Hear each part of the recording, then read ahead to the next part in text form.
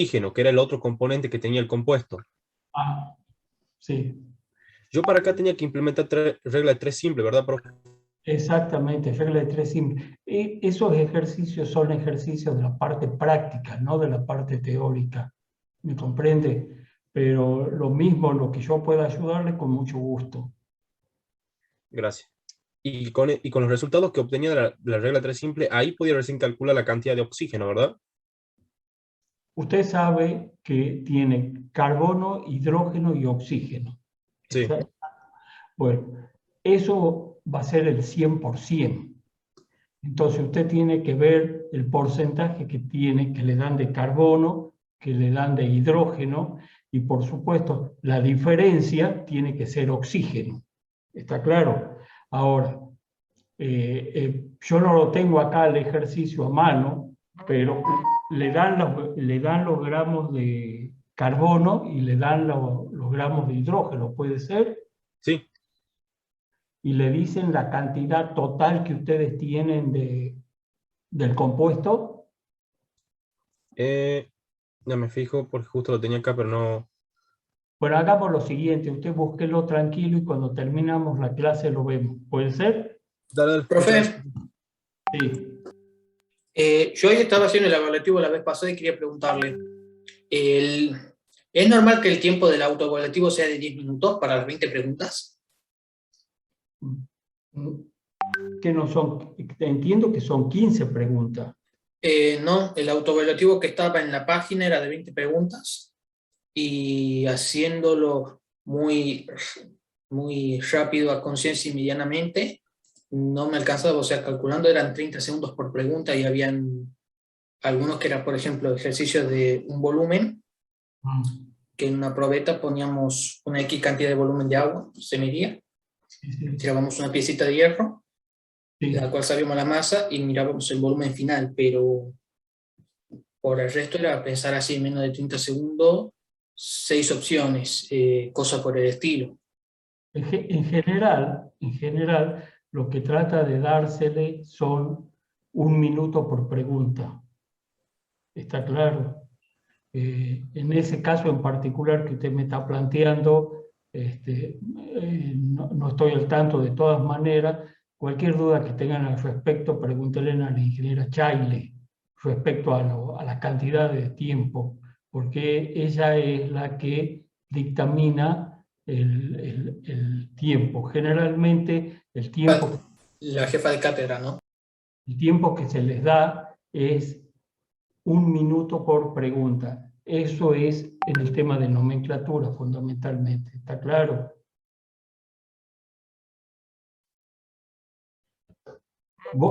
Sí. Bueno, ahora vamos a comenzar con la clase de gases. ¿Mm? Cuando se refiere a gases, profe, se refiere a los últimos compuestos de la tabla, los que son estables, como el helio y todo eso. No, gases en general. Gases en Ah, general. ¿Mm? Gases en general. Un segundito. Cualquier elemento que sea gaseoso.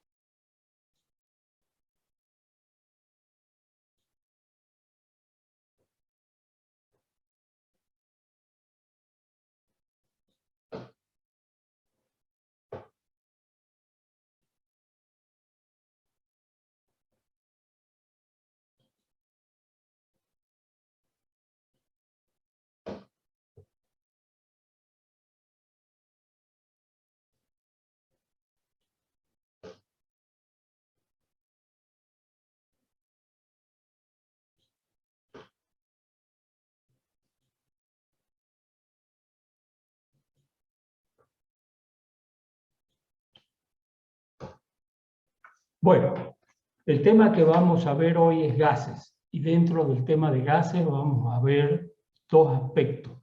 Gases de comportamiento ideal y gases de comportamiento real.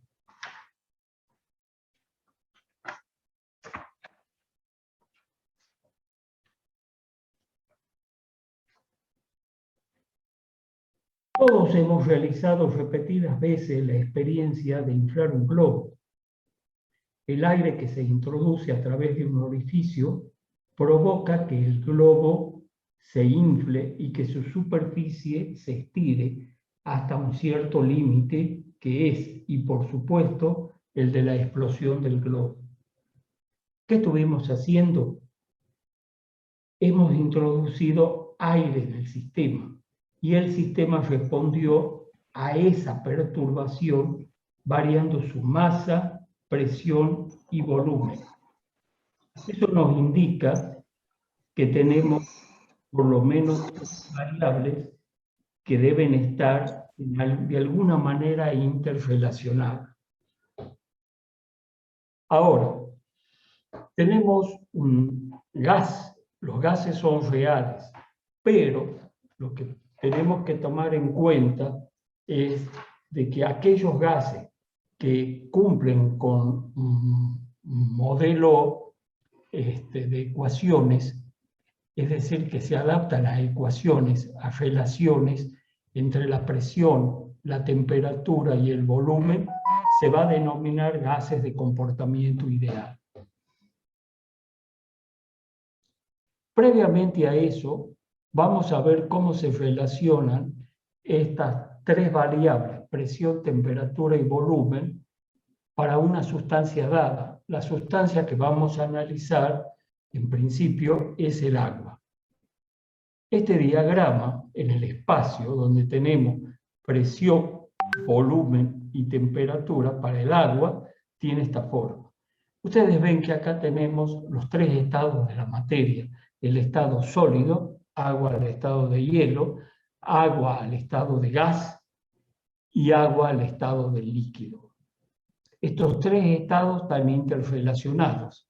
Entonces tenemos en esta zona gas, acá tenemos líquido, en esta zona tenemos sólido y líquido, sólido, sólido y vapor, y dentro de esta campana tenemos líquido en equilibrio con vapor. En realidad, cuando hablamos de vapor, por ahora vamos a considerar que el vapor es equivalente al gas. El vapor sería un gas húmedo o el gas sería un vapor seco. Entonces tenemos las tres variables en el espacio, presión, volumen y temperatura, que en este caso particular es para el agua. Profe, ¿ese punto crítico serían las condiciones normales de presión y temperatura o cualquier cosa dije? ¿Cómo? El punto crítico que tenemos acá es un punto muy importante porque ustedes ven que esta campana que se forma, que se denomina campana de Andrew, donde tengo equilibrio líquido y vapor, o líquido y gas, vamos a tener que este punto crítico va a delimitar por arriba del cual tengo gas al estado seco, y por debajo tengo líquido en equilibrio con vapor. Ese punto crítico es un punto importante para todas las sustancias. Todas las sustancias tienen su punto crítico y me va a determinar, por arriba del mismo voy a tener un gas de comportamiento ideal y por debajo del mismo voy a tener un gas de comportamiento real que va a estar en equilibrio con la fase líquida. Profe, Sí. disculpe una tontería, pero por ejemplo, a mí una vez me enseñaron que el vapor del agua se lo denomina así por la cuestión de que todavía contiene moléculas de agua en estado parcialmente líquido, mientras que un gas no tendría esa capacidad. ¿Eso tiene algo que ver? Por eso mismo le estoy diciendo, Ah, el vapor es un gas húmedo, es decir, un gas en contacto con el líquido. En cambio, el gas que tengo por arriba sería un vapor seco. Acá por abajo tendría un gas, por ejemplo, en el caso que fuera el agua, por debajo, digamos, de 100 grados centígrados en equilibrio con el líquido. En la medida que a presión atmosférica, estoy hablando, suba por arriba del punto crítico, el gas se va haciendo seco. ¿Está claro? Este es el mismo diagrama, nada más ustedes como los ven en dibujo, tienen las proyecciones en el plano, por ejemplo, de temperatura, volumen, tienen presión, temperatura, es decir, son las proyecciones de ese cubo en el plano, porque en realidad es más fácil trabajar en el plano que trabajar en el espacio. De todas maneras, yo quería mostrarle en el espacio cómo se ve este diagrama que es para el agua. Para cada sustancia tiene un diagrama diferente, pero básicamente la distribución es similar. ¿Qué es el estado gaseoso? Bueno, acá por ejemplo tengo moléculas de ácido clorhídrico y amoníaco al estado gaseoso. Ustedes saben que el amoníaco es una molécula que tiene una masa de 17, mientras que el ácido clorhídrico tiene 36,5.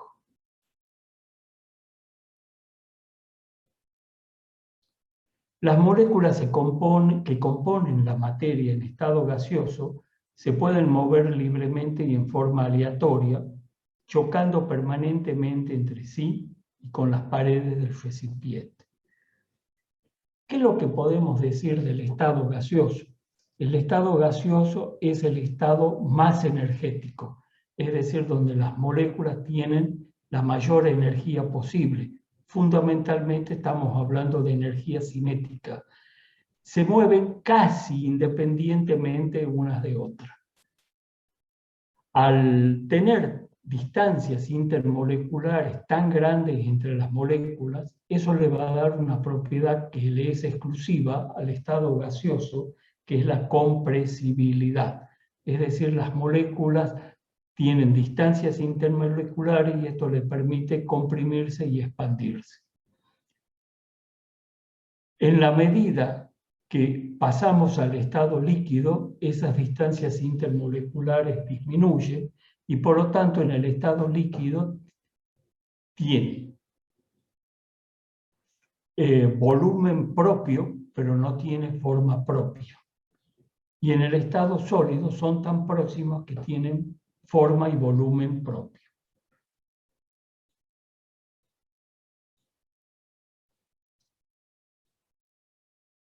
Es lo que podemos decir del estado gaseoso, que es el estado más desordenado de la materia.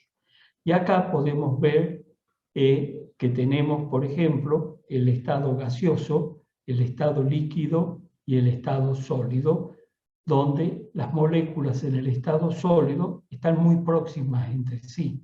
Por lo tanto, las distancias intermoleculares son prácticamente despreciables.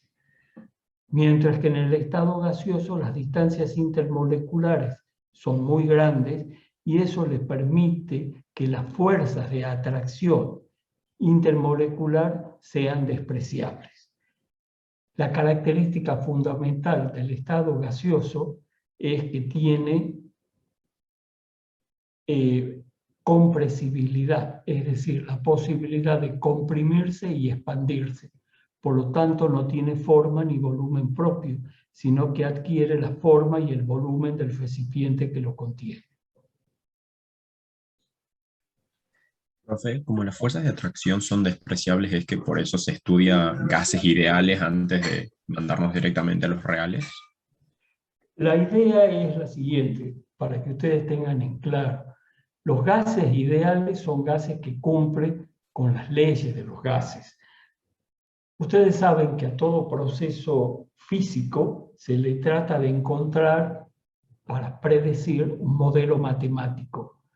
Bueno, el estado gaseoso tiene su modelo matemático y, por supuesto, los gases que cumplen con las leyes de los gases ideales, que es lo que vamos a analizar con los modelos matemáticos, son lo que nosotros vamos a denominar gases de comportamiento ideal. Desde ya quiero aclararle que de aquí en más, todo lo que apliquemos en química vamos a considerarlo gas de comportamiento ideal o gases ideales, porque la realidad es que todos los gases, los reales, se acercan en determinadas circunstancias a un comportamiento ideal. ¿Cuándo va a suceder eso? Cuando las presiones sean muy bajas. Y por lo tanto, si las presiones son muy bajas, las distancias intermoleculares son muy grandes. Es decir, que las fuerzas de atracción molecular son despreciables. Entonces se considera el gas ideal. En la medida que yo voy comprimiendo y que las distancias intermoleculares se hacen más importantes, el gas va a adquirir comportamiento real. Como yo les decía, los gases son compresibles, los líquidos y los sólidos no. ¿Qué quiere decir que son compresibles? Que un gas se lo puede comprimir o expandir. Las moléculas de un gas se expanden espontáneamente y tienden a separarse y a aumentar las distancias intermoleculares. Eso explica la compresibilidad de un gas. Si hay distancia, si hay vacío entre las moléculas, quiere decir que está la posibilidad de que se comprima y a su vez expandir más. Ocupan la totalidad del recipiente que los contiene. Por lo tanto, no tienen volumen propio, sino que adquieren la forma y el volumen del recipiente que lo contiene.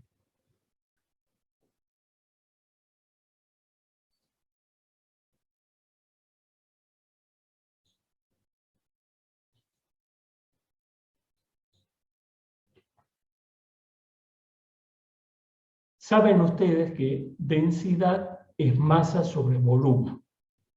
Las densidades de los gases son bajas. ¿Por qué? Porque hay poca masa en un gran volumen. Es mucho menor que la de los líquidos y la de los sólidos. A tal punto es así que la densidad de los líquidos, de los gases se mide en gramos por decímetro cúbico o gramos por litro, mientras que en los líquidos y en los sólidos son gramos por centímetro cúbico o gramos por mililitro. Por ejemplo, para que ustedes tengan una idea, el oxígeno al estado gaseoso tiene una densidad de 1,41 gramos por decímetro cúbico, mientras que la densidad en los líquidos del oxígeno es 1,28 gramos por mililitro. Y en el caso de los sólidos, oxígeno sólido es 1,43 gramos por centímetro cúbico. Ya saben, la densidad lo que expresa es la cantidad de materia, la masa, por unidad de volumen. En el caso de los gases, la unidad de volumen que se toma es el decímetro cúbico. En el caso de los sólidos y de los líquidos es por mililitros o centímetros cúbicos. Las fuerzas intermoleculares son débiles, menores que la existente en los líquidos y sólidos. Respecto a las fuerzas intermoleculares, hay de dos tipos fuerzas intermoleculares: fuerzas de atracción molecular y fuerzas de repulsión molecular. Entonces, las fuerzas de atracción son débiles porque las distancias intermoleculares son grandes. En cambio, en los líquidos, las distancias intermoleculares son mucho menores y por lo tanto las fuerzas de atracción molecular son grandes, mucho más en el estado sólido. Los gases tienen la propiedad de formar mezclas homogéneas. ¿Qué mezcla homogénea ustedes conocen? Por ejemplo, el aire.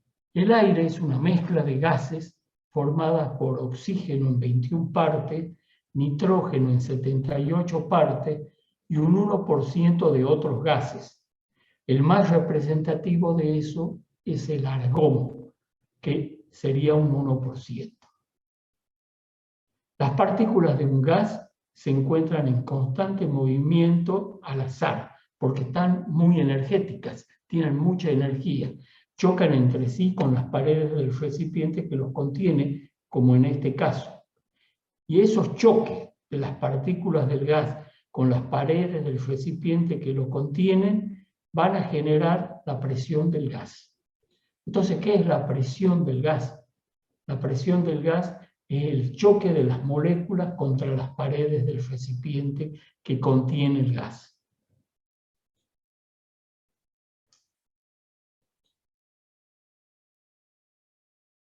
Profe, Sí, ¿y qué pasa con, bueno, ahí las partículas están metidas en un recipiente, ¿verdad? Pero ¿qué sí, pasa con los gases cuando están en la naturaleza sin que nada los contenga? ¿cómo que pasa? Por ejemplo, tengo vapor que sale al aire, nada lo contiene. Sí, Entonces las partículas se esparcen, no están para nada juntas, digamos, se esparcen en el bueno, aire. no están contenidas. No están contenidas, efectivamente, no están contenidas. Y ahí se puede hablar de presión. ¿Cómo? ¿Se puede hablar de presión si las partículas no están contenidas? Y bueno, tomemos algo que ya vamos a ver más detenidamente, la presión atmosférica. La presión atmosférica es la presión que se ejerce a nivel del mar, ¿me entiendes? De la mezcla gaseosa formada por nitrógeno, oxígeno y otros gases, el más representativo, el argón. ¿Está claro? Entendí. Gracias, profe.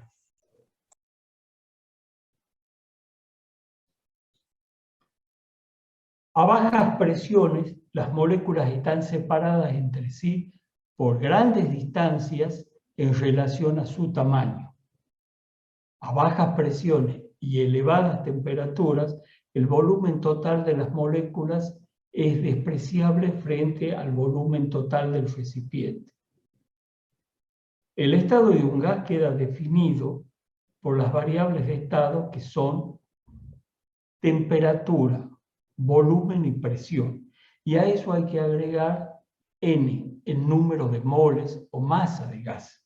Porque, por ejemplo, cuando hablábamos del globo, donde nosotros le estábamos agregando aire y se iba inflando, estábamos modificando el volumen y estábamos modificando la presión. Pero hay algo que no se mantiene constante, que es la masa del gas, el número de moles, porque nosotros estamos inyectando aire al globo. Entonces, lo que nosotros tratamos de encontrar es una relación entre el volumen, la presión y la temperatura, que también va a influir el número de moles. Claro que todas las ecuaciones con las que nosotros trabajamos vamos a considerar masa de gas constante o número de moles. Recuerden ustedes que el número de moles habíamos definido como la masa del gas sobre la masa molecular del gas. Y aquí vamos con la presión atmosférica, que era lo que les decía hace rato. En 1608 a 1647, Evangelista Torricelli mide la presión atmosférica. ¿Cómo lo hace? Tiene un tubo en el cual introduce dentro de un recipiente que contiene mercurio. Ya saben ustedes que el mercurio tiene una densidad 13,6 veces superior a la del agua. Entonces, el tubo, vemos que ejerce la presión atmosférica y sube hasta una distancia, es un tubo de 1 metro, de 760 milímetros. Como consecuencia, se mide la presión atmosférica a nivel del mar, que es de 760 milímetros de mercurio, o 76 centímetros. La presión atmosférica es la presión que ejerce la atmósfera de la Tierra con posición del aire. Una atmósfera son 760 milímetros de mercurio a nivel del mar. Y ustedes me preguntarán, ¿y por qué no se realiza el experimento, por ejemplo, con agua? Les decía recién que en el caso del mercurio, su presión su densidad es 13,6 veces superior a la del agua. Por lo tanto, si el experimento lo realizáramos con agua, necesitaríamos un tubo de 11 metros, porque la presión sería de 10,33 metros de la columna de agua.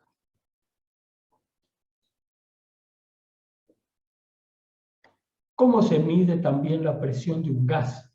Mediante un aparato que se denomina manómetro. Acá tenemos el gas en amarillo y tenemos una presión a la izquierda y una presión a la derecha. La presión de la columna de la izquierda va a ser igual a la presión atmosférica por más la densidad por G y por H.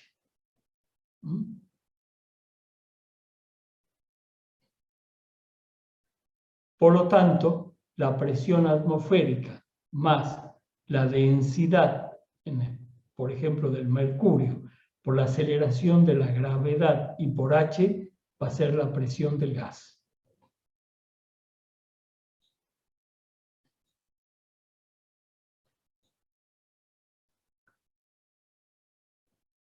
Otra forma que tienen para medir la presión del gas es que se presenten las siguientes situaciones.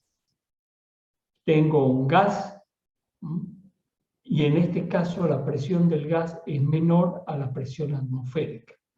Tengo el caso B, y ustedes ven que las dos columnas están en la misma altura y en ese caso la presión del gas es igual a la presión atmosférica. Y el caso C, donde la presión del gas es mayor a la presión atmosférica. Bueno, si analizamos para el caso A, vamos a tener que la presión del gas más la presión por altura va a ser la presión atmosférica.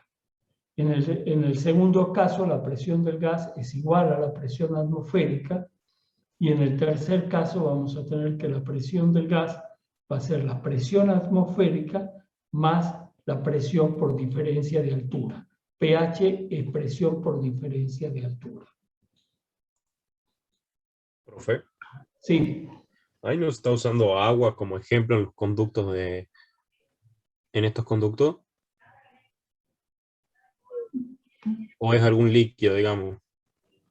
Depende de lo que usted le ponga, digamos, para medir la presión. Estos son aparatos del tipo de manómetros. Y estas situaciones que se les pueden presentar a ustedes son las tres posibilidades. La que la presión del gas sea menor que la presión atmosférica, que la presión del gas sea igual a la presión atmosférica o que la presión del gas sea mayor que la presión atmosférica. Las unidades de presión, esto es importante.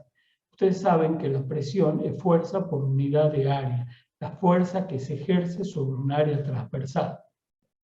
En el sistema internacional, ustedes tienen que la fuerza, que la fuerza es Newton por metro cuadrado. Y el Newton por metro cuadrado da la unidad de presión que se denomina Pascal.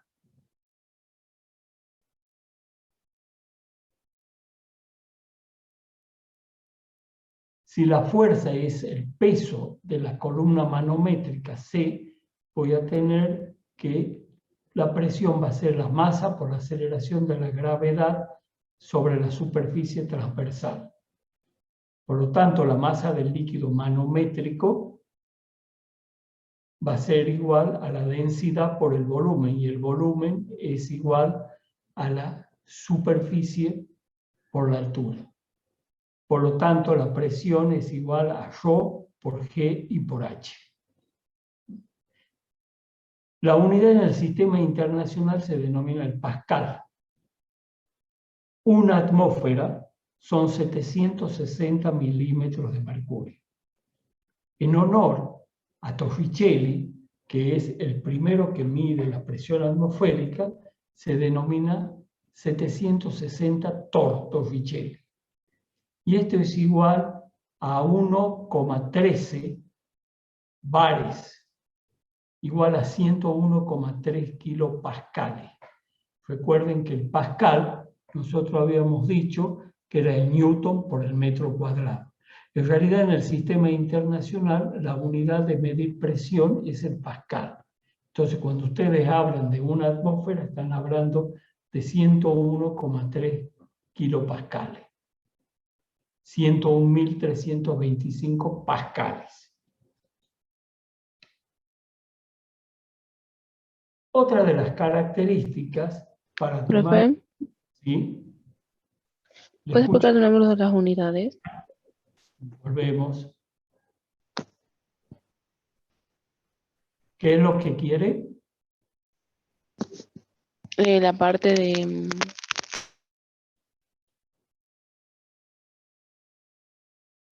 Le escucho. Una atmósfera son 760 milímetros de mercurio, que eran los 76 centímetros que había medido Torricelli. En honor a él se pone 760 Torricelli.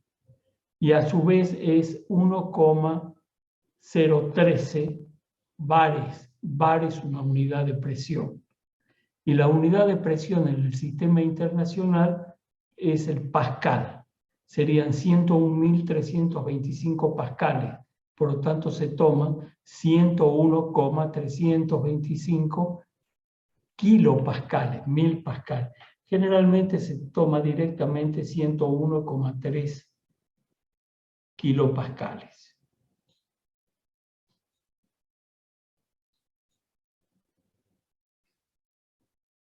Otra equivalencia que no se usa mucho acá, pero sí en el sistema inglés, es la unidad de temperatura Fahrenheit. Ustedes saben que 1 grado centígrados es igual a 1,8 grados Fahrenheit. Entonces, ustedes tienen dos circunstancias. Primero, que en el 0 grados centígrados tengo una temperatura que se denomina Kelvin, que ya la vamos a analizar bien, donde son 273 grados Kelvin.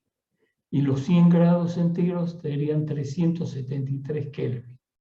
¿Por qué? Porque el 0 grado Kelvin ocurre a menos 273 grados centígrados. A su vez, también tenemos la relación entre la escala Celsius y la escala Fahrenheit, donde tenemos que los 100 grados centígrados es equivalente a 212 grados Fahrenheit.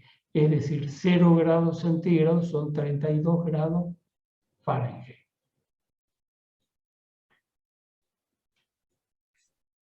¿Los grados Kelvin que no es que empieza a contar desde el cero absoluto? Sí, el 0 grados Kelvin es el cero absoluto. Ya lo vamos a ver ahora. Y aquí nos introducimos en lo que denominamos las leyes de los gases ideales. En realidad, todos los gases que cumplen con esta ley, con estos modelos matemáticos, se los considera gases de comportamiento ideal.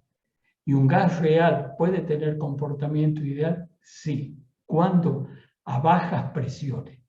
Y la otra alternativa que también va a ocurrir, esto va a suceder a muy altas temperaturas. Ya lo vamos a analizar. La primera ley de los gases ideales es la ley de Avogadro.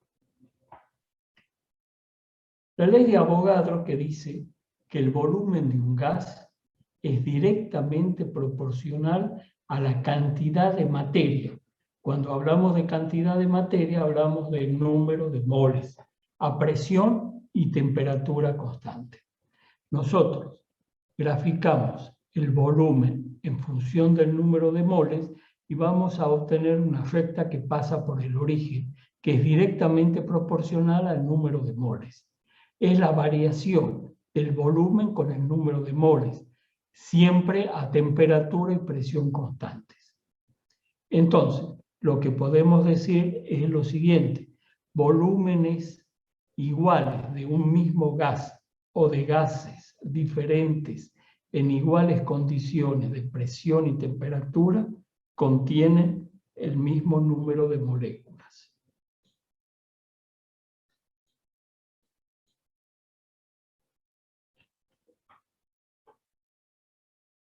Observamos un sistema cerrado, que es este, donde hay un pistón y, por supuesto, como es ideal, no hay roce, que contiene un determinado gas en su interior y que tiene un comportamiento ideal.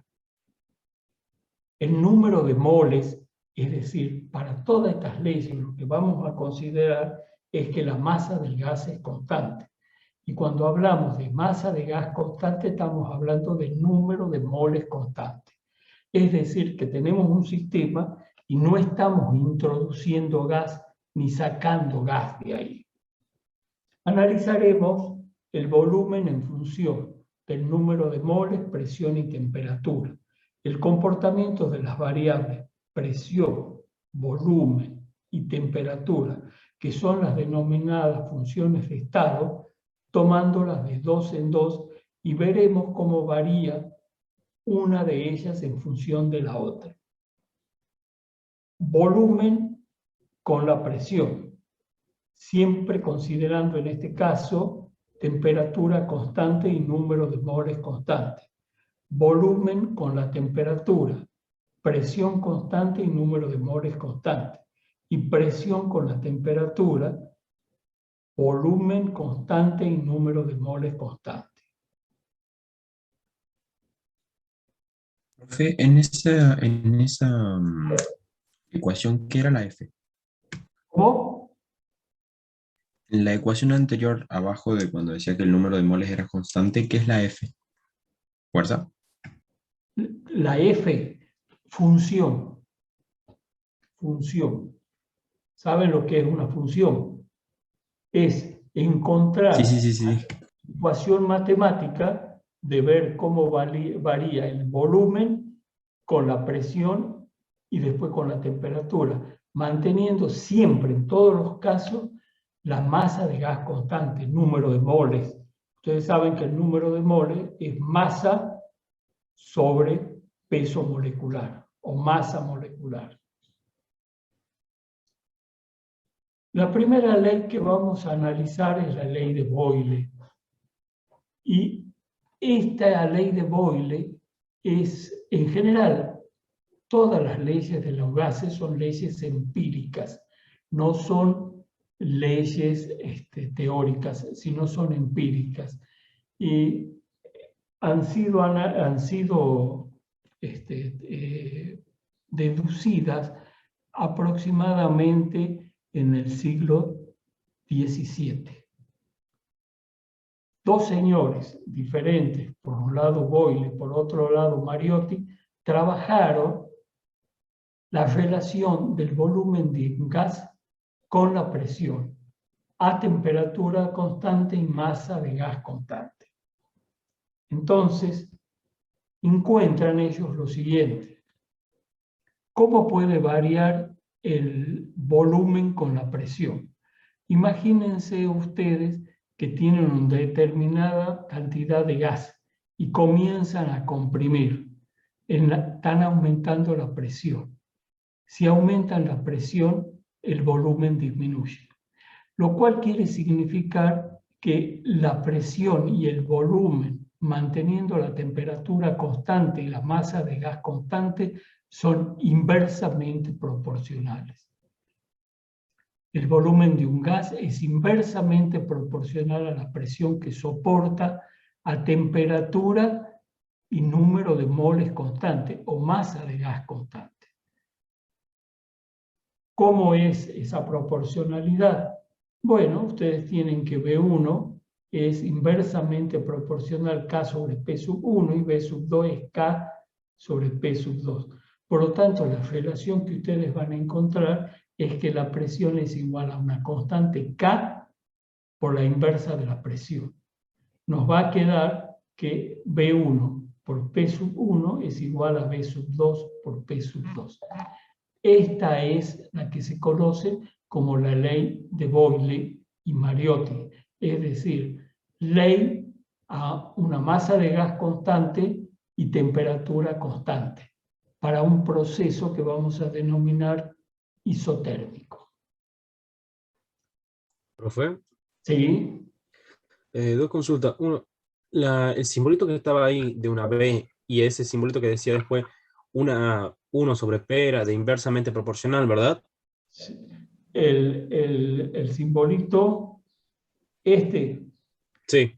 eso significa proporcional, esa especie de alfa, es Sí. una proporcionalidad, el signo de proporcionalidad. ¿Mm? Ah, listo, ya está. Y, profe, otra cosa más. ¿La constante K es una constante que nosotros sabemos o también lo tenemos que calcular, por así decirlo? No, lo que ustedes tienen que saber fundamentalmente es lo siguiente, es esta ecuación, B sub 1 por P sub 1 igual a B sub 2 por P sub 2. ¿Está claro? Esa es la ecuación que tienen que recordar si ustedes quieren. ¿Está claro? Donde ustedes van a tener que B sub 1 va a ser esto sobre P sub 1. ¿Está claro? Esta es la ecuación. Si ustedes grafican la presión en función del volumen, la curva que van a obtener es de este tipo. Ustedes ven, acá tienen una presión de 4 atmósferas y el volumen es pequeño. Acá estoy graficando presión en función de volumen. En la medida que la presión va disminuyendo, el volumen va aumentando. Y por supuesto, la masa de gas que yo tengo en el recipiente es constante. Esta curva se denomina hipérbola equilátera. Es la gráfica de la presión en función del volumen, de acuerdo a la ley de Boyle. Por ejemplo, acá tienen un ejercicio de presión en función del volumen, y ustedes ven que para una atmósfera tengo 400 mililitros. Para 1,2, 330. Para 1,4 atmósferas estoy aumentando 287. Y así hasta que llego a 2 atmósferas y el volumen se reduce a la mitad. La expansión o compresión que se realizan a temperatura constante y masa de gas constante, esto se denomina proceso isotérmico. Por lo tanto, la ecuación que les queda era la que yo les había dicho que debían recordar. P sub 1 por B sub 1 igual a P sub 2 por B sub 2. La presión 1, por ejemplo, es una atmósfera, el volumen 1 es 400 mililitros, se comprime y se aumenta la presión a 1,6 atmósferas. ¿Cuál es su volumen? Hacen la operación P sub 1 por B sub 1 sobre P sub 2 y le da 250 mililitros. Quiero hacerles notar lo siguiente. Cuando hagan el práctico de gases, de todos los prácticos que van a tener en esta primera parte, es el más sencillo, porque es un práctico mecánico. Ustedes aplican la ecuación y lo resuelven al ejercicio. ¿Me entienden? Es lo que les va a resultar más fácil de resolver. Quizás uno de los prácticos más complicados que les podían presentar es el práctico de estequiometría o gases con estequiometría, estequiometría o concentraciones, soluciones de concentraciones con estequiometría.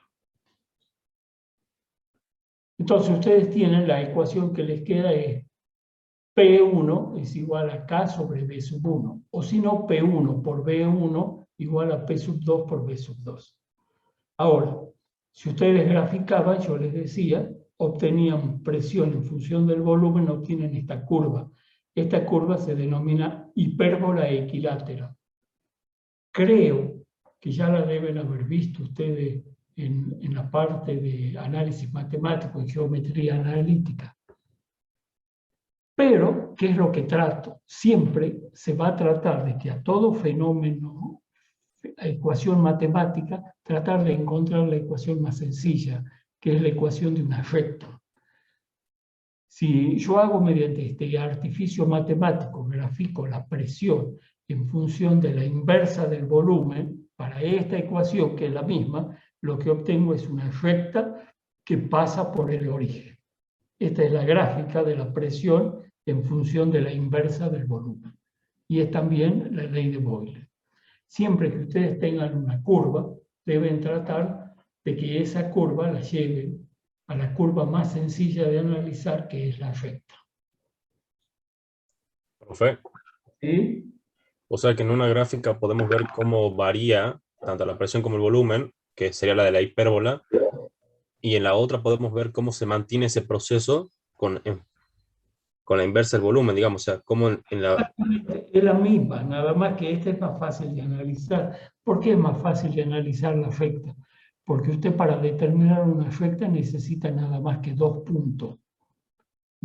Usted tiene 2 puntos y traza la recta. En cambio, para una curva, cualquiera de ellas que sea, necesita más de 2 puntos. 3 y a veces muchos más.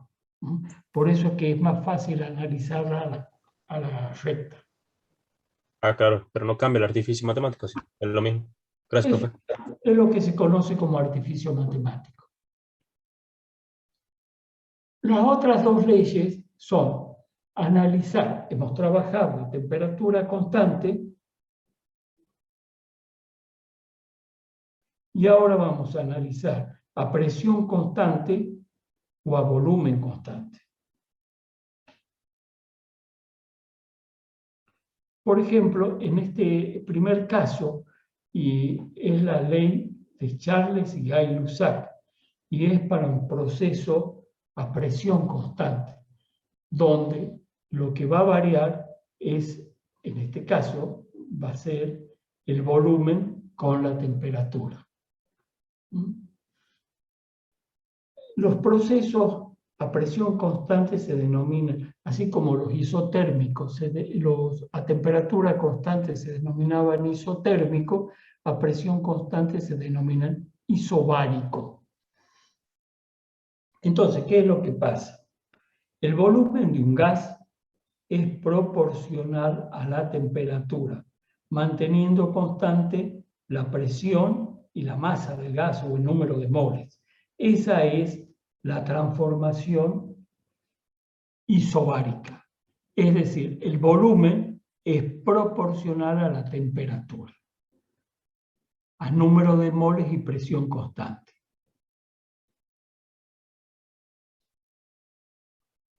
Por lo tanto, vamos a encontrar una relación que el volumen es proporcional a la temperatura. ¿Y esto cómo podemos hacerlo? Bueno, es muy simple. Nosotros tenemos graficado el volumen en función de la temperatura. Entonces tenemos bajo volumen y baja temperatura.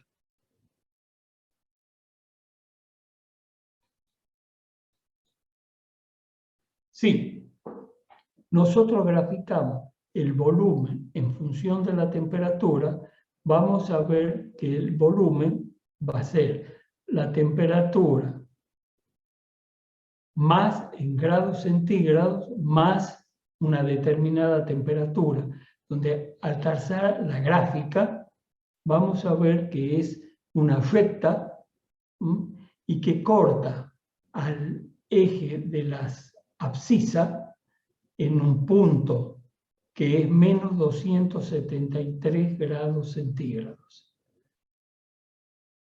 ¿Qué es lo que está sucediendo acá? Lo que sucede, esto es una extrapolación que se hace, lo que sucede acá es lo siguiente. Esta temperatura se considera como temperatura absoluta, es decir, que no puede haber una... Aquí estamos graficando volumen en función de temperatura.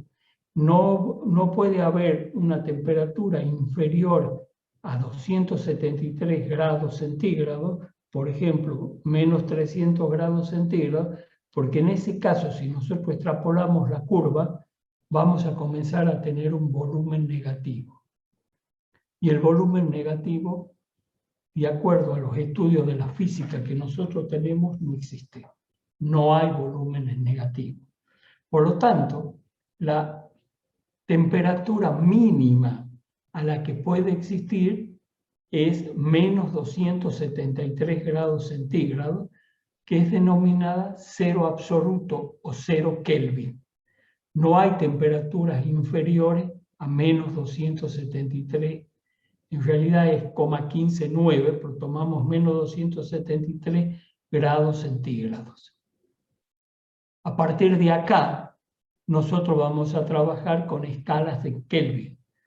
Por lo tanto, el nuevo cero absoluto, 0 Kelvin, va a ser igual a 273 más la temperatura en grados centígrados. Entonces tenemos una atmósfera y temperatura de 273 Kelvin, el volumen es 22,4 litros para un mol de cualquier gas. Eso es lo que se conoce con el nombre de volumen molar.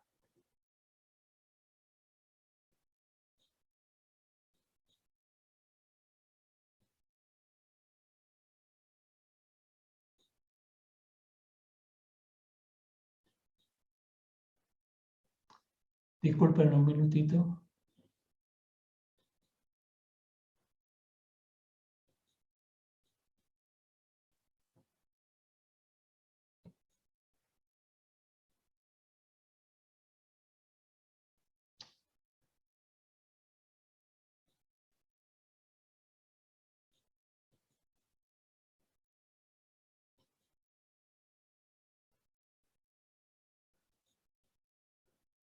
Un segundito.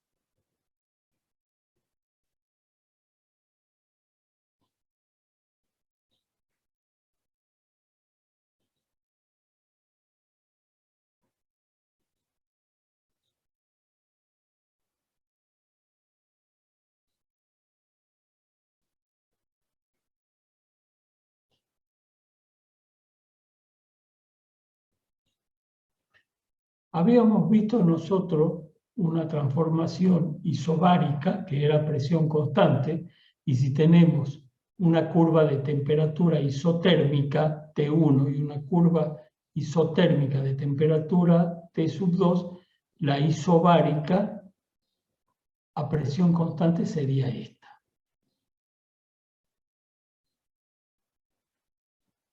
Entonces, nosotros tenemos la ley de Charles y Gay-Lussac, donde tenemos el volumen en función de la temperatura,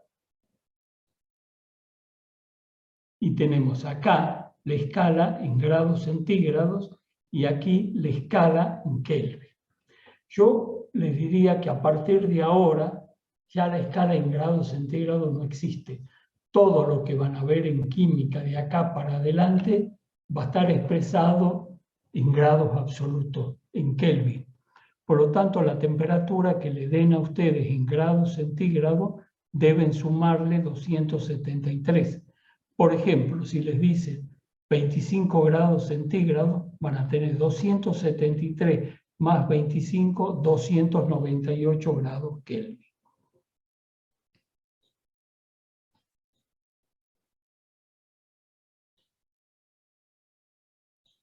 Profe, Sí. me llamó la atención el dibujito de la diapositiva anterior, que hay una pesa sobre uno de los recipientes y después en el otro como que está más elevado. ¿Qué quiere decir eso? Un minutito ahí. Sí, eso. Bueno, esta era la ley de Charles y Gay-Lussac, donde lo que ustedes tenían variaba el volumen en función de la temperatura. Entonces, ¿qué es lo que sucede? Es lo siguiente. En este caso en particular, ustedes tienen que si el volumen varía con la temperatura, la presión permanece constante. Una es el gráfico en grados centígrados, la otra es el gráfico pero en grados Kelvin. Eso es todo. O sea, se pone el volumen y la presión por separado. No. La presión es constante, no varía. Lo que varía es el volumen y la temperatura. ¿Está claro? Sí. La segunda ley de Charles y Gay-Lussac, el proceso es el siguiente. Trabajamos cómo varía la presión con la temperatura. Y en este caso en particular, el volumen permanece constante junto con el número de moles o la masa del gas. Entonces, en este caso en particular de la ley de Charles y Gay-Lussac, decimos que es para un sistema isocórico. Por eso tenemos acá una isocora. La presión de un gas es directamente proporcional a la temperatura absoluta, a volumen y número de moles constante. ¿Cuál es la relación? Presión es igual a K por T. De la misma manera como en la diapositiva anterior habíamos sacado que el volumen era K por T.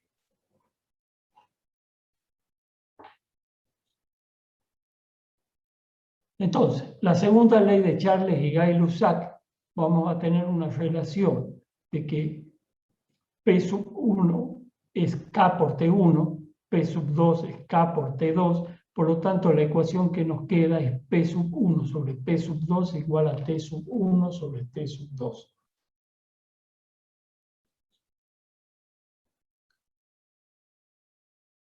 ¿Y cómo sería la representación de una transformación isocórica? Es esta, volumen constante. No se olviden que estamos graficando presión en función del volumen.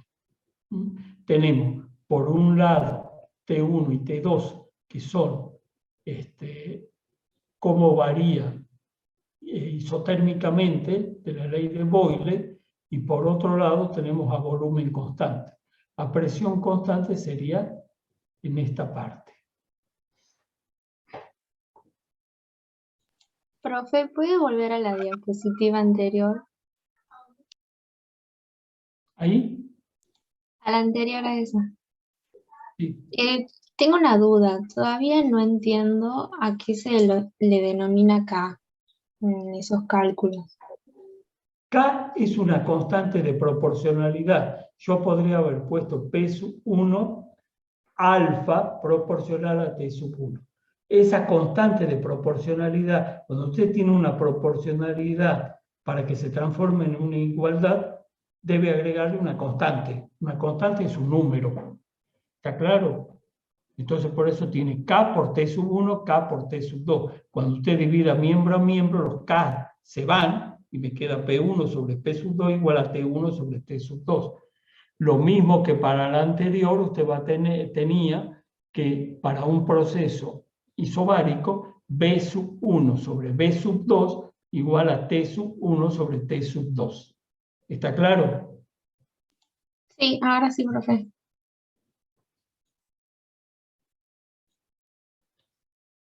Ahora, nosotros hemos trabajado hasta acá con un proceso, primero, a temperatura constante, que era la ley de Boyle. P por B igual a constante.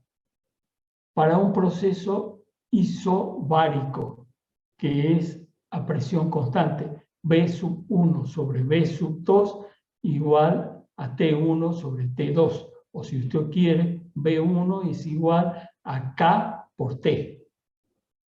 Para un proceso isocórico, que es a volumen constante, y donde vamos a tener que P sub 1 sobre P sub 2 es igual a B sub 1, a T sub 1 sobre T sub 2. Entonces, ¿qué sucede cuando dos de esas variables se modifican? Se produce un cambio, ustedes tienen desde el punto 1, si ustedes observan, donde tengo presión 1, temperatura 1 y volumen 1.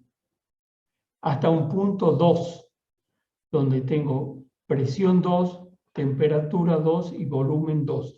Es decir, para ir desde 1 hasta 2.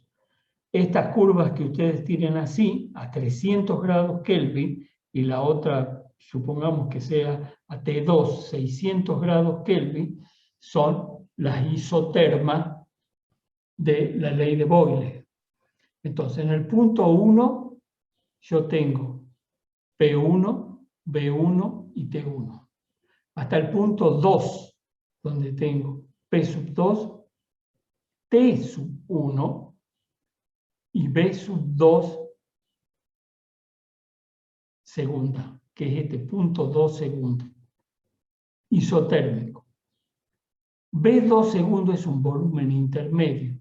Se cumple la ley de Boyle y Mariotti. Es decir, P1 por B1 es igual a P sub 2 por B sub 2 segunda. De 2 segunda que tengo P sub 2 por T1 y B sub 2 segunda a 2, donde tengo P sub 2 por T sub 2 y B sub 2 es una transformación isobárica, es decir, a presión constante. Por lo tanto, cumple con la ley de Charles y Gay-Lussac. Y tendré P sub 2 segunda sobre B sub 2 igual a T sub 1 sobre T sub 2. Combinando ambas ecuaciones, nos va a quedar que P sub 1 por B sub 1 sobre T sub 1 es igual a P sub 2 por B sub 2 sobre T sub 2. Acomodando para el estado 1 y 2, la ecuación que nos queda es esta. P sub 1 por B sub 1 sobre T sub 1 igual a P sub 2 por B sub 2 sobre T sub 2. Esta es la ecuación que tienen que recordar, que es la ecuación general de los gases. Y vamos a analizar un poquito esa ecuación que es importante. No su desarrollo, sino esta. Supongamos que yo trabaje a temperatura constante. Si trabajo a temperatura constante, significa que T sub 1 y T sub 2 son iguales. Si T sub 1 y T sub 2 son iguales, se van a simplificar. ¿Y qué me va a quedar? P sub 1 por B sub 1 igual a P sub 2 por B sub 2. ¿Qué es esa? Esa es la ley de Boyle y Mariotti. Analicemos el segundo caso. Analicemos que estamos trabajando a volumen constante, es decir, un proceso isocórico. Por lo tanto, si el volumen es constante, significa que B1 es igual a B2. ¿Qué nos va a quedar? P sub 1 sobre T sub 1 igual a P sub 2 sobre T sub 2, que es la ley de Charles y Gay-Lussac para un proceso a volumen constante isocórico. Analicemos o particularicemos para el caso de un proceso isobárico, donde P sub 1 es igual a P sub 2. Si eso es cierto, P sub 1 se simplifica con P sub 2 y me queda B1 sobre T1 igual a B2 sobre T2, que es la segunda parte de la ley de Charles y Gay-Lussac. Por lo tanto, a mí me parece importante que lo que tienen que recordar es esta ecuación, porque a partir de ahí ustedes pueden sacar la ley de Boyle y las leyes de Charles y Gay-Lussac, particularizándolo para cada una de las circunstancias, es decir, proceso isotérmico, proceso isobárico y proceso isocórico.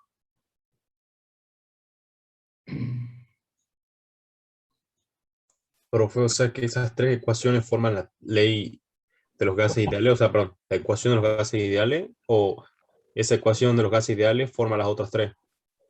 No, hijo, haga lo siguiente, que es más fácil. Recuerde esta que le estoy marcando acá, P1 por B1 sobre T1 igual a P2 por B2 sobre T2. ¿Me entiende? ¿Por qué? Porque esa es la ecuación general de los gases. Y usted la puede particularizar. Si el proceso es a temperatura constante, T1 es igual a T2, simplifica y le queda P1 por V1 igual a P2 por V2, que es la ley de Boyle. Si el proceso es a volumen constante, es decir, un proceso isocórico, quiere decir que V1 es igual a V2. Si V1 es igual a V2, simplifica y le queda P1 sobre T1 igual a P2 sobre V2, que es la primera parte de la ley de Charles y Gay-Lussac. Y el otro proceso, para un proceso isobárico, significa que P1 es igual a P2, simplifica P1 y P2 y le queda V1 sobre T1 igual a V2 sobre T2. ¿Está claro? Sí, sí, profe. Ahora sí, gracias.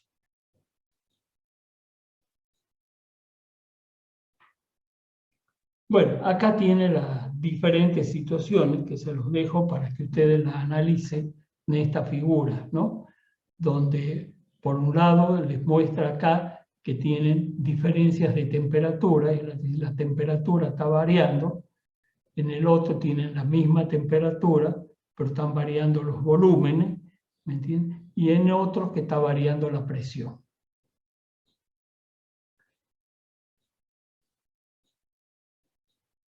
Y acá les dice, al aumentar la presión a volumen constante, la temperatura aumenta.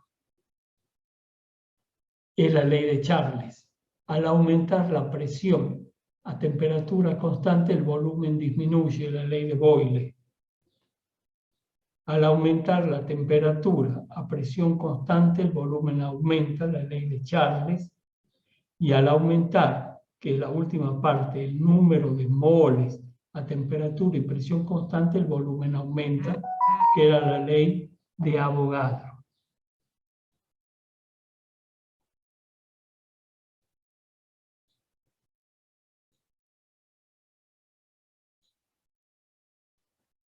Acá está la simplificación que yo les decía. Siempre tienen que tomar que el número de moles es constante. El primer caso, la ley de Boyle, es temperatura constante, la ley de Charles, presión constante, la ley de Avogadro, donde lo que varía acá es el número de moles, la presión y temperatura constante. Entonces, encontramos lo que se conoce como la ecuación general de los gases ideales. ¿Por qué? Porque en este caso en particular, si volvemos a la diapositiva anterior,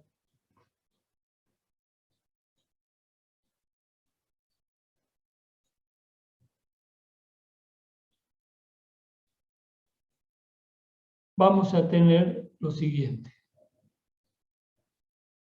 La ecuación general de los gases, esta que nos decía la ley de Boyle, la inversa de la presión, la ley de Charles, que el volumen es proporcional a la temperatura, y la ley de Avogadro, que el volumen es proporcional al número de moles. Por lo tanto, esto que nosotros teníamos, P por V sobre T, aparece una constante cuando la presión es de una atmósfera, el volumen que ocupa un gas, un mol de gas, es 22,4 litros y la temperatura de 273 Kelvin, una constante que se denomina constante universal de los gases.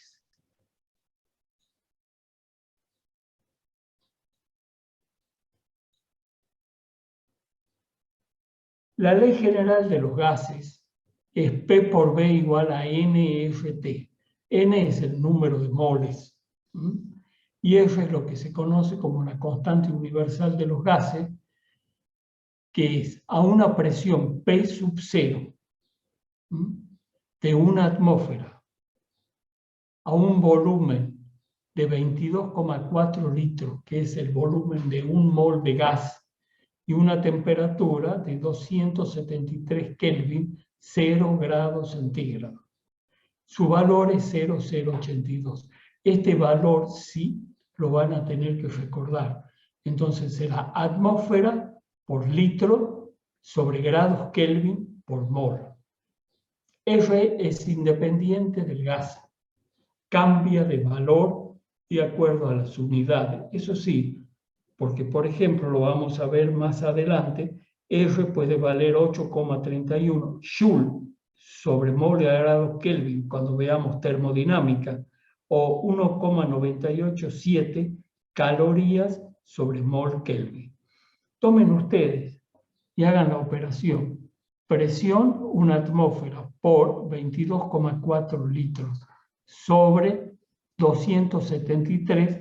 El valor que les va a salir si hacen en la calculadora es 0,082 atmósfera por litro sobre mol Kelvin.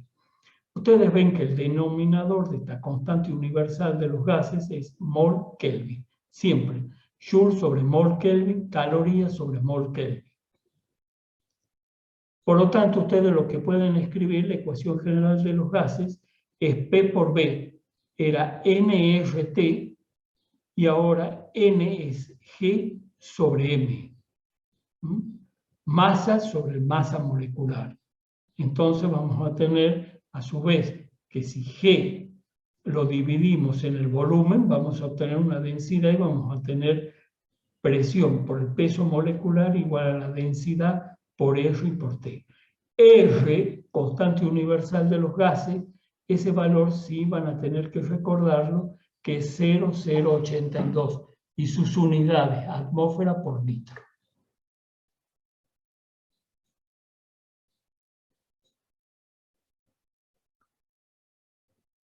Yo les había dicho que los gases tienen una particularidad que es la de difundir.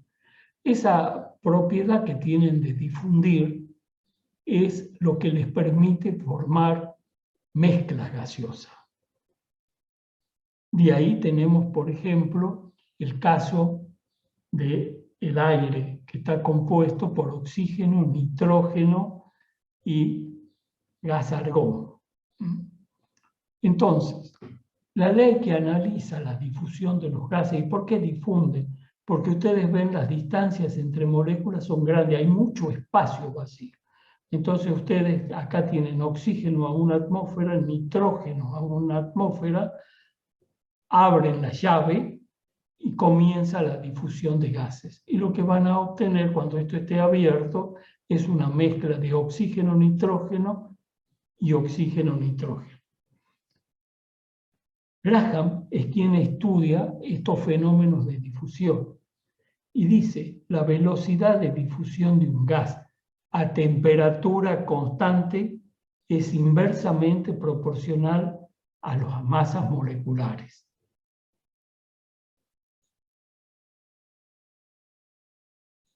¿Y es lógico esto? Sí. ¿Por qué? Porque ustedes ven que la velocidad de difusión está en relación inversa a la raíz cuadrada de los pesos moleculares. Quiere decir que cuando el gas tiene un peso molecular más grande, su velocidad de difusión va a ser menor. Es lógico. ¿Quién va a difundir más rápido? Si ustedes se plantean. ¿El helio, el oxígeno o el nitrógeno? El helio tiene una masa de 4. El oxígeno de 32 y el nitrógeno de 28. Evidentemente, el que va a tener una mayor difusión es el que tiene menor peso molecular o masa molecular. En este caso sería el helio.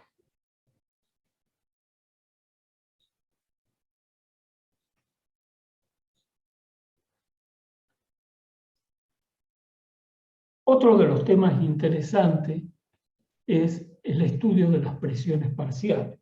El estudio de las presiones parciales que se da fundamentalmente en el caso de los gases. Y se da cuando tenemos mezclas de gases. La presión que ejerce una mezcla de gases ideales es igual a la suma de las presiones parciales de cada uno de los gases. Por ejemplo, yo tengo 0,6 moles de hidrógeno, 1,5 moles de helio. Entonces, esos 0,6 más 1,5 de hidrógeno más 1,5 de helio me da 2,10 moles de la mezcla gaseosa de hidrógeno más helio. Entonces, analicemos.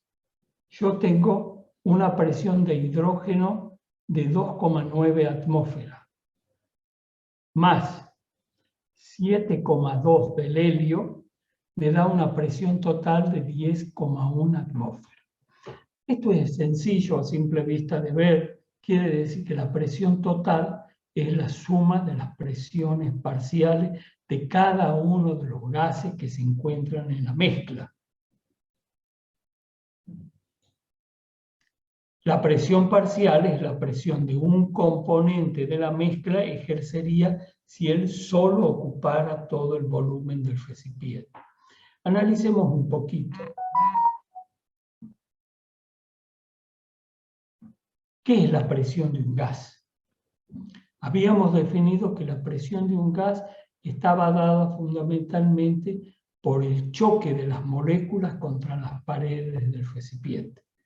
Es decir, el choque de las moléculas de hidrógeno contra las paredes del recipiente es la presión de hidrógeno. El choque de las moléculas de helio contra las paredes del recipiente es la presión del helio. ¿Pero qué es la presión total dentro de la mezcla? Bueno, la presión parcial es la presión parcial del hidrógeno es la presión o los choques que ejercen las moléculas de hidrógeno contra las paredes del recipiente, considerando que el hidrógeno ocupara todo el volumen del recipiente que contiene la mezcla. Lo mismo sucedería para el helio. La presión parcial del helio serían los choques de las moléculas de helio contra las paredes del recipiente que contiene la mezcla, considerando que el helio ocupara todo el volumen del recipiente que contiene la mezcla. Por eso les dice, la presión parcial es la presión de un componente de la mezcla que ejercería solo él si ocupara la totalidad del volumen del recipiente.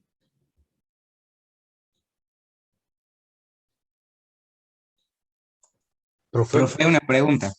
Sí.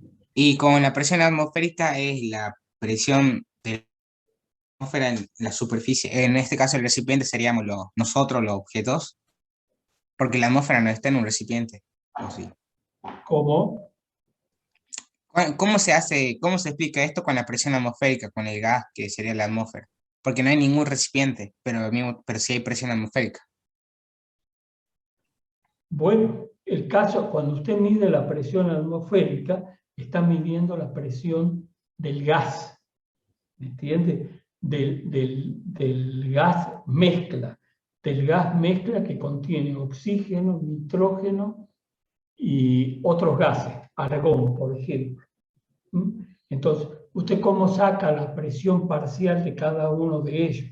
Bueno, es muy simple. Usted saca un determinado volumen de aire, lo pone en un recipiente que por supuesto tiene que ser cerrado, y entonces lo que usted tiene que medir es el número de choque que van a tener contra las paredes del recipiente las moléculas de nitrógeno, las moléculas de oxígeno y las moléculas de argón.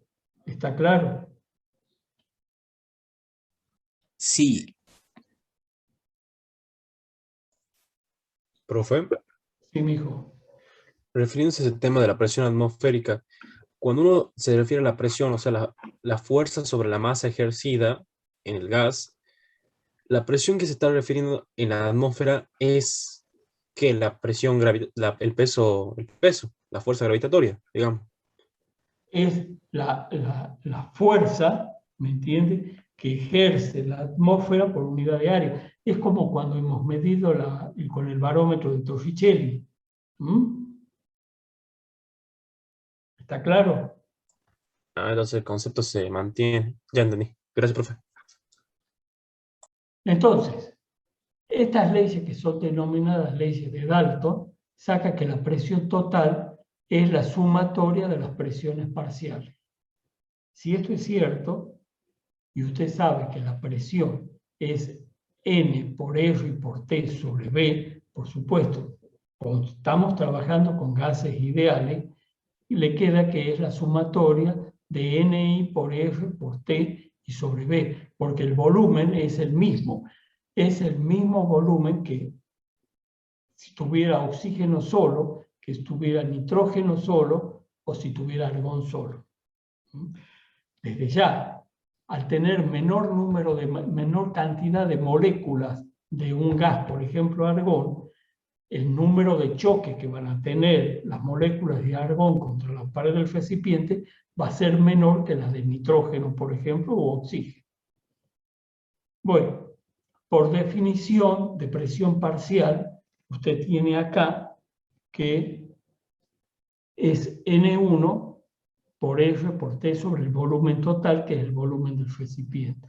En síntesis, combina las ecuaciones y saca la ley de Dalton, donde la ley de Dalton dice que la presión parcial es la presión total por la fracción molar.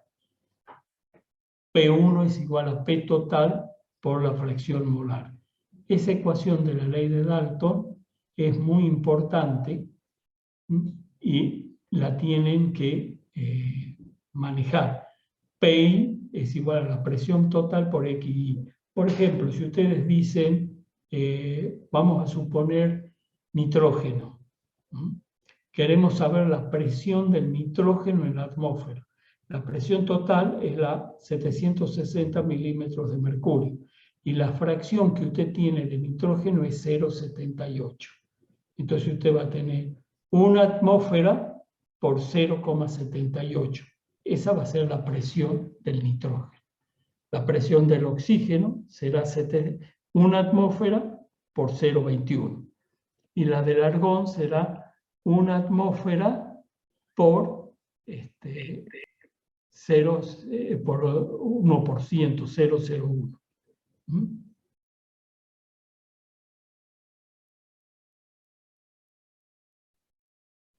Profe, una consulta. Como ahí dice PI, quiere decir que esta fórmula se utiliza también si yo quiero calcular P2, ¿verdad?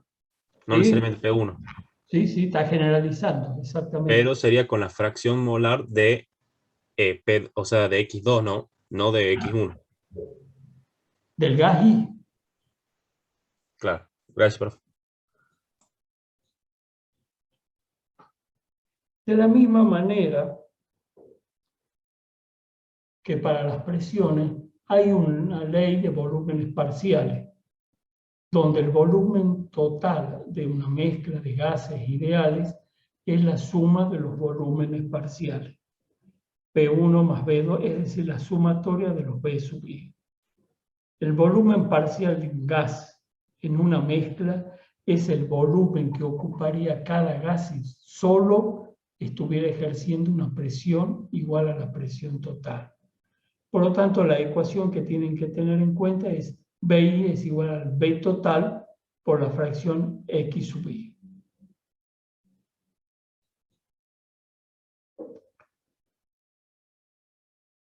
Acá yo un poco he hecho la síntesis para que ustedes lo vengan sacando. Decíamos nosotros que la ecuación general de los gases era P por B sobre T igual a constante. Es decir, P por B sobre T es igual a P segunda por B segunda sobre T segunda. ¿Por qué es importante esto? Porque si ustedes trabajan a temperatura constante, T es igual a T segunda, se simplifican y le queda la ley de Boyle. P por B igual a P sub 2 por B sub 2. Si trabajan a volumen constante, B es igual a B segunda. Se simplifican y le queda P sobre T igual a P segunda sobre T segunda. Si trabajan a presión constante, P es igual a P segunda y le queda B sobre T igual a B segunda sobre T segunda. Quiere decir que esta ecuación, que es la ecuación general de los gases ideales, les permite a ustedes deducir las situaciones particulares de la ley de Boyle, la ley de Charles y Gay-Lussac en su particularidad isobárica y su particularidad isocórica. Y luego tienen la ecuación general de los gases en función del número de moles, donde tienen que P por B es igual a NFT. R, ya saben ustedes, es 0,082 atmósfera por litro sobre Kelvin mol. El denominador siempre va a ser Kelvin mol. Y a su vez, N, que es el número de moles, es masa de gas sobre la masa molecular de ese gas.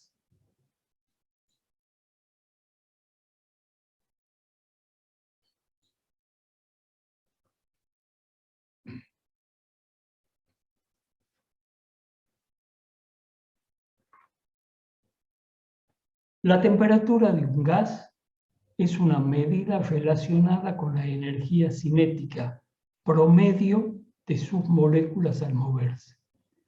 Esta animación muestra la relación entre el tamaño de los átomos de helio y la separación entre ellos a una presión de 1950 atmósferas. Los átomos a temperatura ambiente tienen una velocidad media de 2 billones de veces superior a la observada.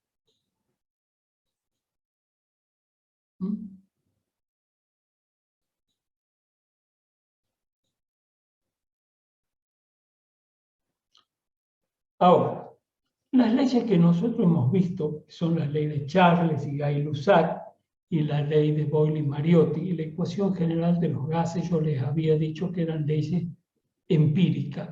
¿Qué quiere decir empírica? Que son experimentales.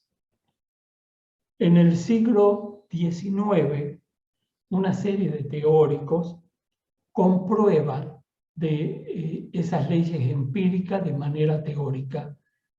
Son Maxwell, Clausius, Boltzmann, y emiten lo que se conoce como la teoría cinética de los gases. Ahora, ustedes no van a estudiar ni van a ver la demostración de la teoría cinética de los gases, pero sí van a tomar en cuenta los postulados de esa teoría cinética. Esa teoría cinética lo único que hace es comprobar las leyes experimentales de los gases. ¿Y en qué se basan estos postulados o modelos moleculares?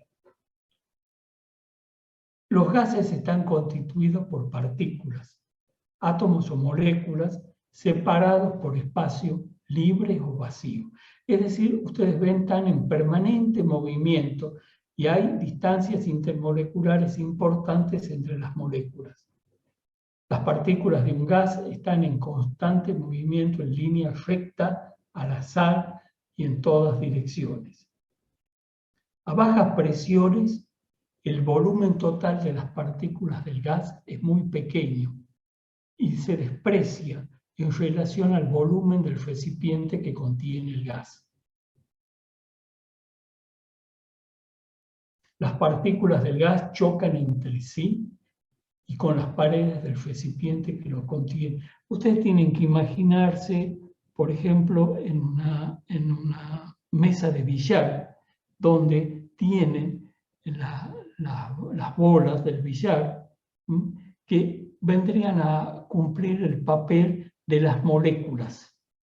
Y en esa mesa de billar esas moléculas están contenidas. Hay una cosa que es importantísima. Las moléculas chocan entre sí con las paredes del recipiente. Ya saben que los choques contra las paredes del recipiente originan la presión del gas. Ahora, esos choques que se producen entre las moléculas entre sí son choques elásticos. Es decir, no ganan ni pierden energía entre ellos, porque son elásticos. Saben ustedes que aparte de los choques elásticos, están los choques anelásticos. La presión del gas se produce por los choques de las partículas contra las paredes del recipiente. Las fuerzas de atracción y repulsión entre las partículas son despreciables porque las distancias intermoleculares son grandes. La energía cinética de las partículas aumenta con la temperatura del gas. Es decir, la energía cinética es una función de la temperatura. Brevemente, acá hay una comprobación del modelo molecular aplicada a la ley de Avogadro. Recuerden ustedes que la ley de Avogadro decía que el volumen era directamente proporcional a la masa, al número de moles, donde la temperatura y la presión permanecían constantes. Entonces, la adición de más partículas provocará un aumento de choque contra las paredes. Y esto un aumento de la presión, la que desplazará al émbolo hasta igualar a la presión externa. El proceso global supone un aumento del volumen del gas.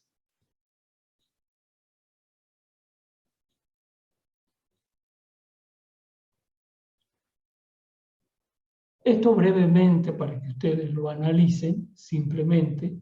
Entonces acá tenemos la comprobación del modelo molecular aplicado a la ley de Avogadro.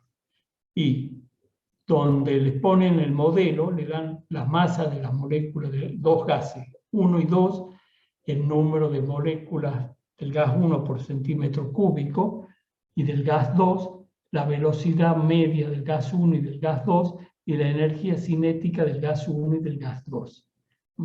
Entonces, lo que ustedes tienen que llegar es que a presión y temperatura constante, los volúmenes iguales de un mismo gas o gases diferentes contienen el mismo número de moléculas.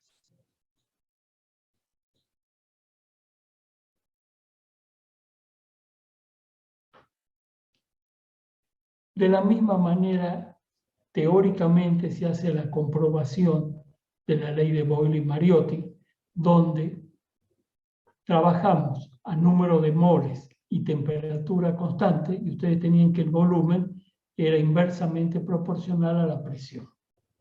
Si la temperatura es constante, la energía media es constante, 2/3 de la energía cinética, P por V es constante, P por V es constante. También hacen una comprobación del modelo molecular de la ley de Charles y Gay-Lussac, donde a volumen constante tienen que la presión es proporcional a la temperatura. Si aumenta la temperatura, aumenta la velocidad y la energía cinética media. Las moléculas chocan más veces contra las paredes por su mayor energía cinética, por lo tanto la presión crece.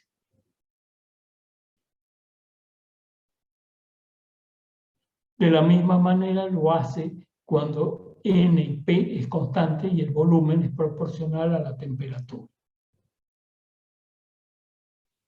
Y finalmente hace una comprobación del modelo molecular para la ley de difusión de gases, donde habíamos sacado que las velocidades de difusión eran igual a la raíz cuadrada de la inversa de los pesos moleculares.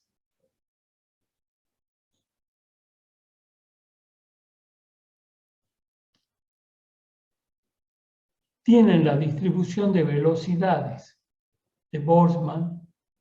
Es una distribución, es una probabilidad de las velocidades de las moléculas del gas asociada a la estadística. Esto no se detengan mucho porque es sumamente teórico. Y ahora sí, vamos a ver brevemente gases de comportamiento real. Los gases de comportamiento reales son los gases que existen en la realidad. Pero, en general, cuando ustedes tienen una ecuación, un gas, y ese gas está trabajando a presiones bajas, ustedes pueden aplicar las leyes de los gases ideales. Yo les había dicho que el gas real se comporta como ideal a muy bajas presiones. Es decir, cuando las distancias intermoleculares son elevadas. Es decir, las fuerzas de atracción molecular son despreciables. Y por lo tanto, las distancias intermoleculares son grandes.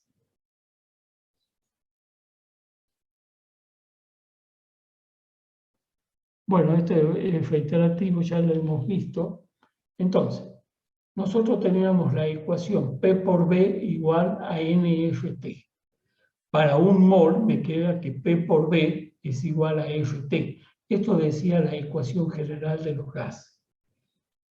Si yo grafico P por B sobre RT del gas ideal en función de la presión, obtengo que si el gas es ideal, tiene que valer 1. Ahora, en la realidad, se dan situaciones como, por ejemplo, la del hidrógeno, cuyo valor es superior a 1, la del metano, que primero un valor es menor que 1 y luego comienza a subir, la del nitrógeno, la del dióxido de carbono. Entonces, para medir la desviación de la idealidad, se define un factor de compresibilidad Z. Nosotros decíamos que P por B era igual a RT. Eso sí es igual a 1. Si N es mayor que 1, teníamos que P por B es igual a NRT.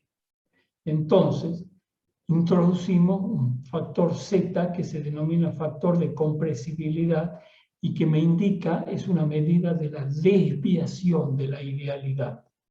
Este factor de compresibilidad se obtiene de la gráfica de Z en función de la temperatura y la presión reducida. Ustedes van a trabajar con gases ideales, no gases reales.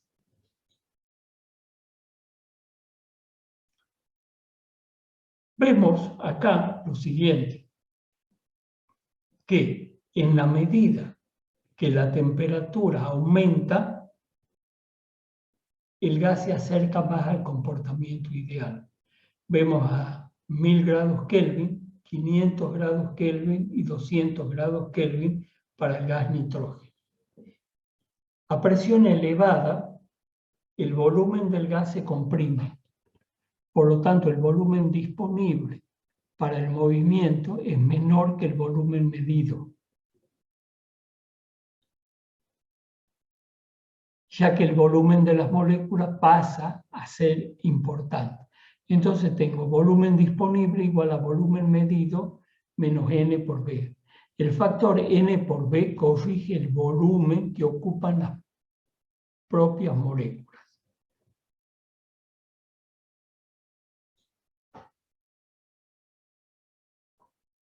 Profe, Sí, o sea que en el único momento en que los gases reales se pueden acercar a los ideales es mientras la temperatura más aumente, mientras más se comprima, digamos. no, al contrario. Ustedes para considerar lo ideal tienen que trabajar a presiones bajas, ¿me entiende? O también puede ser temperaturas muy altas. Ahora, ¿qué tan baja? Ahí hay un tema que yo les voy a decir que es lo siguiente. Las presiones deben ser lo suficientemente bajas para que las distancias intermoleculares entre moléculas sea superior a 10 diámetros moleculares. Cuando ustedes están trabajando a distancias intermoleculares superior a 10 diámetros moleculares, pueden considerar el gas ideal. Y ya vamos a ver qué tan altas tienen que ser las temperaturas. Bueno, acá les analiza, ustedes van a trabajar con gas ideales nada más, ¿no? Pero simplemente se les muestra cuando la temperatura es baja, la energía cinética es baja. Las moléculas se mueven con lentitud y la energía potencial, debido a las fuerzas de atracción, se vuelve importante. Esto es más importante cuando las moléculas están más cerca a presión elevada. Debido a esto, las moléculas se desvían y tardan más en llegar a las paredes. Además, la atracción de sus vecinas hace que la colisión sea menos energética. La presión que el gas ejerce, la presión medida, es menor que la presión ideal. Entonces, cuanto menor es la presión ideal, menos estos factores Na² sobre B², donde A es mayor cuando la fuerza de atracción entre las moléculas es más grande, es decir, cuando las moléculas están más próximas. Ya vamos a ver.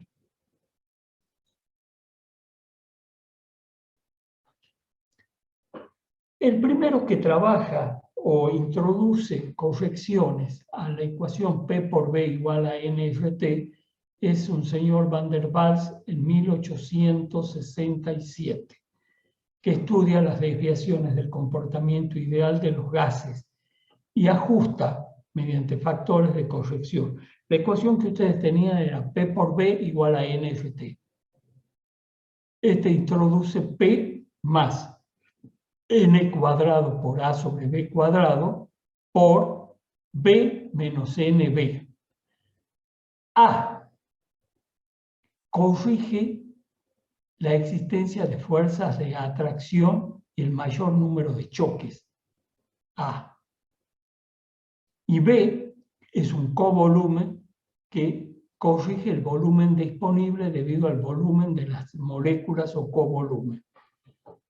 En síntesis, este A y este B de la ecuación de Van der Waals, A y B larga, se determinan experimentalmente para cada gas.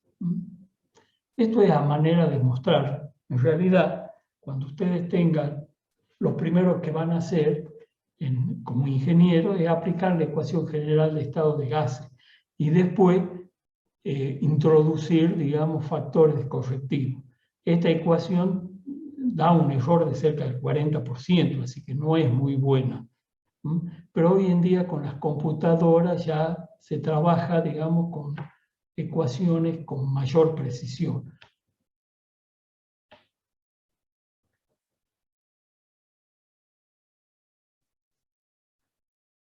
Andrew, en 1869, estudió el comportamiento isotérmico de los gases, las isotermas de la ecuación de Van der Waals para el oxígeno en rojo junto a las isotermas del gas ideal.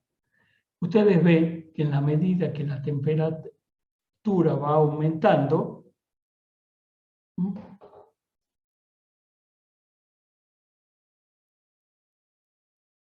tienen una isoterma crítica y en la medida que la temperatura va aumentando, por eso les dice altas temperaturas, tienen un comportamiento de gas ideal.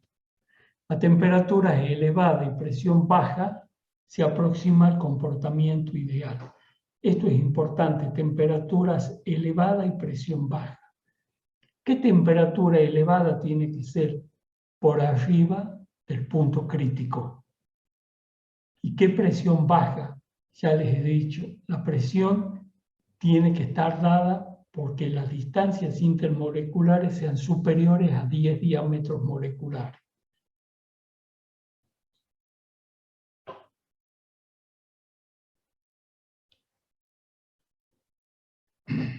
Ustedes tienen acá, en el diagrama, en el espacio, tenemos presión en función en volumen, en el plano. Esta era la campana, que es conocida como campana de Andrew. Y este era el punto crítico. Entonces, por arriba del punto crítico o de la isoterma crítica, ustedes tienen gas de comportamiento ideal. Y esto cumple con las leyes de Boyle y Mariotti.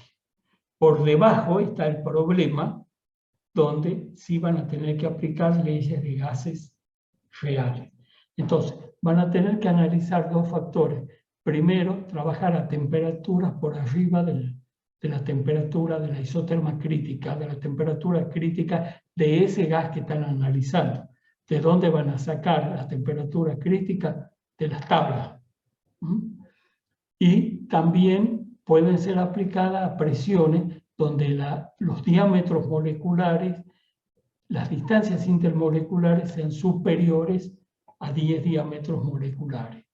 Licuefacción o licuación de gases es el cambio de estado gaseoso al líquido por la compresión isotérmica. En A aparece el líquido, en B todo es líquido.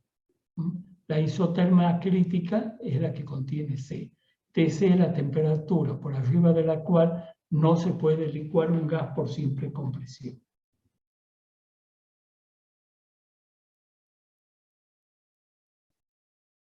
Por ejemplo, ustedes tienen acá en el punto M, tienen gas. Si ustedes quisieran licuar este gas en el punto M, no hay otra forma que la de bajar la presión a volumen constante hasta encontrarse con una isoterma que entre dentro de la campana de Andrew, donde tienen líquido con vapor. Acá, este punto A, ustedes tienen un gas, comienzan a comprimir. En la medida que van comprimiendo, las distancias intermoleculares van desapareciendo, estando las moléculas más próximas, hasta que en el punto A aparece la primera gota de líquido. Luego, yo me voy a este punto, donde les estoy marcando en amarillo, y voy a tener líquido en equilibrio con el vapor. Es decir, se está produciendo un cambio de estado, se está produciendo una condensación. Cuando llegue al punto B, voy a tener que en ese punto ya todo es líquido. Y a partir de ahí, ustedes ven que los líquidos son prácticamente incompresibles. Esta es la denominada campana de Andrew, que para el caso particular del dióxido de carbono, donde ustedes ven que la isoterma crítica es 30,9 grados centígrados.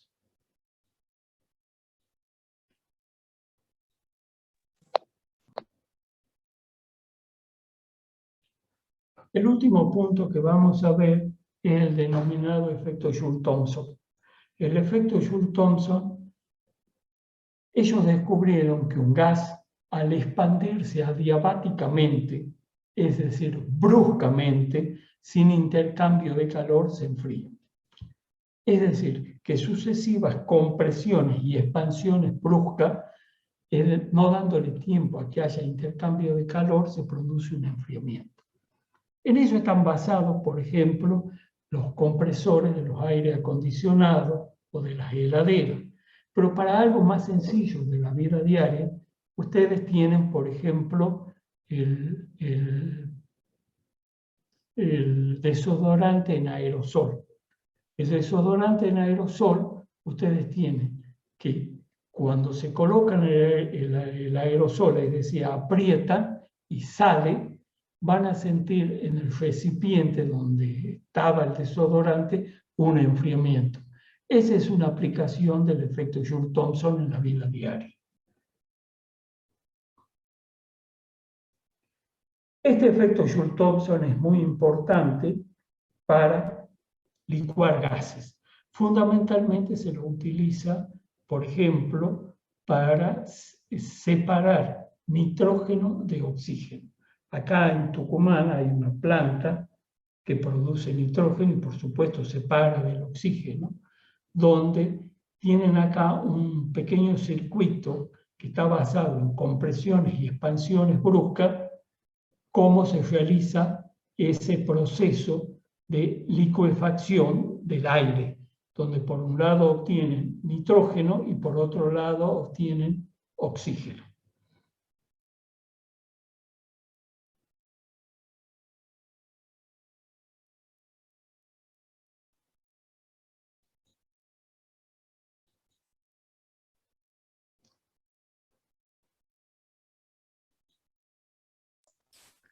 Profe, ¿usted terminó de compartir?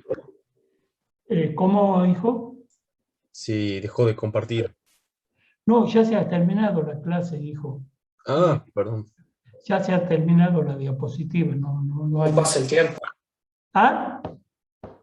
¿Cómo pasa el tiempo, profe? Y son 50. Hemos comenzado a las 2 justas. Cualquier duda que tengan me preguntan y lo analicemos. O si necesitan que les repita algo, No hay ningún tipo de problema. ¿Alguna duda? Yo Ahora no, profe. solo tengo una Nos cosa, quiero vemos. preguntar una cosa. Sí. Esto de la ley de Joule y Thomson, por curiosidad, eso que dice Joules, ¿tiene que ver con Joules, la medida de energía? Sí, también tiene que ver con el Joule de la medida de energía, efectivamente. ¿Mm? ¿Por qué? Porque el efecto Joule-Thomson es un efecto termodinámico, ¿me entiendes? Y ellos han trabajado en termodinámica, que ya lo vamos a ver nuevamente. Sí, tiene que ver con la unidad Joule. Mi duda era si eso de Joule-Thomson quiere decir que a medida que el gas se expande también genera calor. Quería saber eso. Le explico, el proceso es el siguiente. Usted comprime. Cuando usted comprime, las moléculas se van aproximando entre sí. Va aumentando el número de choques. Por lo tanto, cuando hay choque, hay fricción. Y cuando hay fricción, hay desprendimiento de calor. Eso en un determinado volumen. Si usted está comprimido y están próximos, y de pronto tiene que producir una expansión que tiene que ser brusca. Entonces, cuando se produce esa expansión brusca, las moléculas tratan de ocupar todo el volumen del recipiente y por lo tanto tienen que gastar energía propia. Por eso se produce el enfriamiento. ¿Está claro? Sí, sí, profe. Produce el enfriamiento. Ahí está, ya lo noté. Gracias, profe. Perfecto, nos vemos. Hasta luego. No, profe. Muchísimas gracias. Profe, una consulta. ¿Qué sabe cuándo va a ser el parcial? ¿Es el día? Sí, sí lo sé, pero no lo tengo en este momento aquí a mano para darles, no lo tengo en este momento aquí anotado. En todo caso, ya está puesto en la plataforma, le vamos a colocar bien la fecha, si es que no está puesta todavía. Si no, la clase que viene, se los digo, la clase que viene vamos a desarrollar estado líquido. ¿Y hasta la clase que viene iría hasta el parcial? ¿Cómo, mijo? Hasta la No. clase que viene. Seguro que va a entrar estado líquido. Perdón, seguro que va a ir gases. La clase de hoy seguro que va. La que vamos a ver la clase que viene todavía no se ha decidido si va a ir o no. Todo está en función como vayan ustedes los prácticos. ¿Qué prácticos han hecho? ¿Qué prácticos van a hacer esta semana? Esta semana creo que se habilita el práctico 6 ya. ¿Qué tema es ese? Ay, disculpe, no lo he revisado. El 5 es soluciones, pero de ahí en más no lo he revisado. Y bueno, quiere decir que ya van a comenzar a ver gases. Por lo tanto, probablemente, no les puedo asegurar que pueda ir estado líquido. Pero la clase que viene les confirmo. Si no, fíjense en la plataforma.